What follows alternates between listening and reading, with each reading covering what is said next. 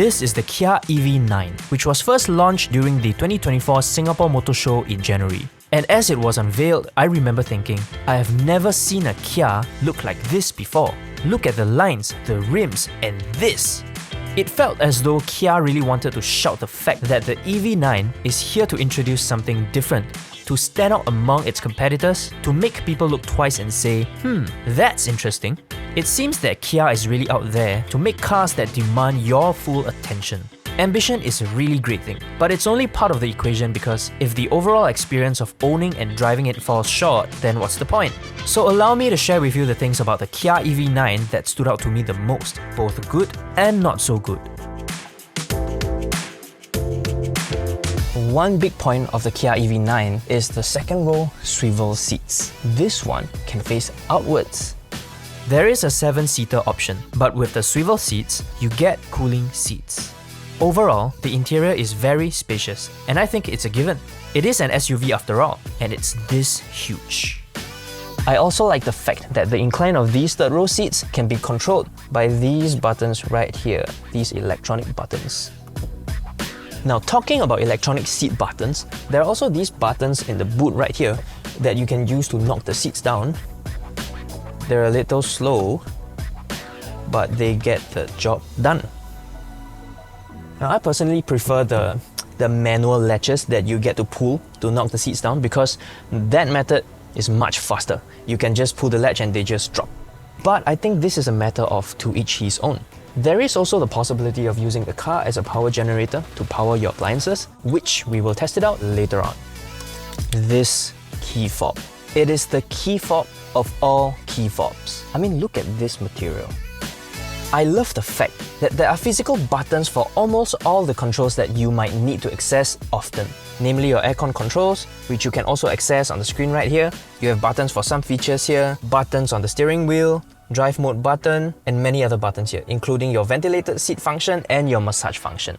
And the sound system by Meridian is one of the best in-car sound system I've ever heard in my life. The speakers are really well tuned, the sound EQ is great, although you can meddle with that in the settings. I am kind of a sound person myself, and not only do I not have any complaints about the sound system, I even think it's truly one of the best. This infotainment system is also really practical and probably one of the best. There's no real lag, and almost everything in this are self-explanatory. It's hard to misunderstand what they are, and I really feel that Kia has put in a lot of thought into designing this entire system to be very user-friendly and at the same time looking really nice. And you may have noticed the ambient lighting, which you can control the lights above and below separately. The EV9 has a very fast instant top. It's so fast in fact that you can probably put this car in eco mode forever without feeling the need to bump it up to normal, let alone sport mode. Eco mode in this car feels like your typical normal mode, and normal mode in this car feels like the sport mode of other EVs. This EV9 might just perhaps be one of the fastest in its class. Not only is the EV9 very fast, the drive is also very smooth.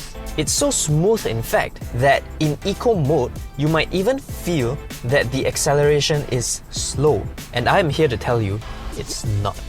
It's because the drive is so smooth and quiet, you don't even feel that you're going faster and faster.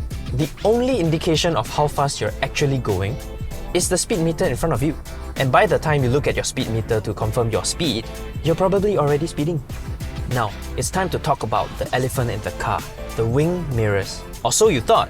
They're actually wing cameras, and I've read a few reviewers saying that it took them a little while to adjust to using the cameras instead of looking out where the wing mirrors were supposed to be. But for me, I didn't have that issue. This screen does for me the same thing a side mirror would, so not really a big deal, but I just wish that the screen wasn't slanted because now my vision is kinda skewed. It would have been great if they made the screen adjustable the same way you adjust your rear mirror, or even better, make it an option. So people who prefer the wing mirrors can choose the wing mirrors, and those who want to partake in the future of wing cameras can use this. Speaking of rear view mirrors, this one in the EV9 allows you to switch it into a view of the digital camera at the rear. You can even adjust the angle of the camera as well as the brightness of the screen. Some may ask, what's the point? I believe it's because if you have people sitting in the third row, they may block your view of the rear. So if that's the case, you switch it to the camera from the rear, no more blockage. Overall, I think the EV9 is a joy to be in and a joy to drive. I struggle to find anything else that it's lacking that will be big enough to mention. It has pretty much everything you might want in a car in this price bracket. Everything looks good, it feels pretty premium. You even get an openable sunroof. What's not to like? So now I've got my film light powered by the Kia EV9. Film lights are very power intensive, so I think this is actually a great test to see if the Kia EV9 actually has the power to light the light. Now I'm gonna turn on the light from my app and we'll see just how strong the light is. You can probably already tell that I think the Kia EV9 is a really good car. And I cannot think of any reason why anybody would not want to buy this car, except for one, the price. But no, I think it's something a little more complicated than that. It's actually more of the brand. Based on what I gathered online, there are many who are unwilling to shell out this amount of money for a Kia, simply because they think that Kia does not belong in the realm of luxury vehicles. They would rather spend that amount of money on a car belonging to a brand that's more typically associated with luxury. It has been proven that some cars from these so-called brands have underperformed. So the bottom line is a lot of people would rather spend that money on branding instead of on a great car.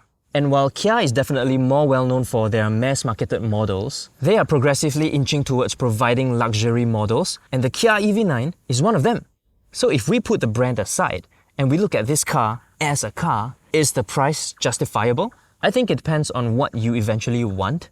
If you are looking for a luxury SUV with the features that the EV9 has, then I think it's really just a matter of whether you want to afford a car like this. So you can weigh your options, and I think regardless of whichever model you choose in the end, there is no denying that the Kia EV9 is a great SUV.